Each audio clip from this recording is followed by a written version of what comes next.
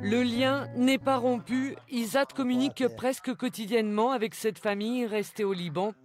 Un besoin, une nécessité presque vitale, l'envie de raconter sa nouvelle vie à Belgodere, de partager aussi les progrès d'Ilaf et d'Aïcha en français.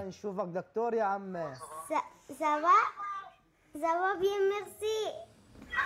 Hélène, comment ça va? Ça va bien, merci.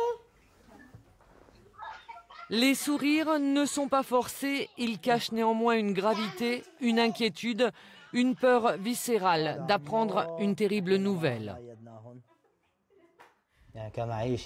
Je suis toujours inquiet pour eux. La difficulté de la vie là-bas, la dureté du travail. Être syrien au Liban, c'est difficile. Il y a souvent des problèmes. On ne peut pas se déplacer comme on veut.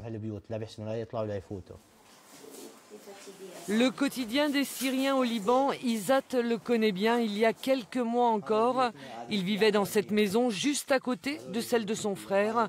C'est là que sont nés ses deux plus jeunes enfants, Iba et Hassan. C'est les enfants d'Hassan, un de mes frères et mes filles. Ça, c'est mes trois filles quand il neigeait, il faisait froid.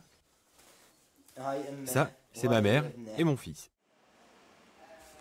De cette vie d'avant, Amina a emporté avec elle des recettes transmises de mère en fille. Celle par exemple de ces gâteaux syriens à base d'amandes, d'eau de rose et recouverts de miel. Aujourd'hui, sur cette terre d'accueil, elle a un rêve, en fabriquer pour les commercialiser. Oui, c'est un rêve. Je n'ai jamais travaillé, ni en Syrie, ni au Liban. Et j'aimerais bien essayer ici.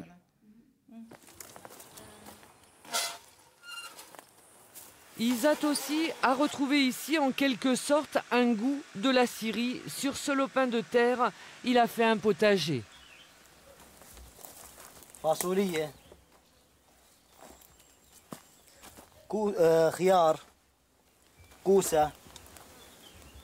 Ces trésors, bien plus que ça en fait, car l'art de la culture, c'est son père qui lui a appris à Homs, en Syrie, avant la guerre et les jours sombres. Au Liban, ni jardin ni culture, un métier qu'il a exercé carrossier. Il espère le redevenir un jour en Balagne. Pour l'heure, il est employé 3 mois en CDD par la municipalité pour effectuer des petits travaux de réfection.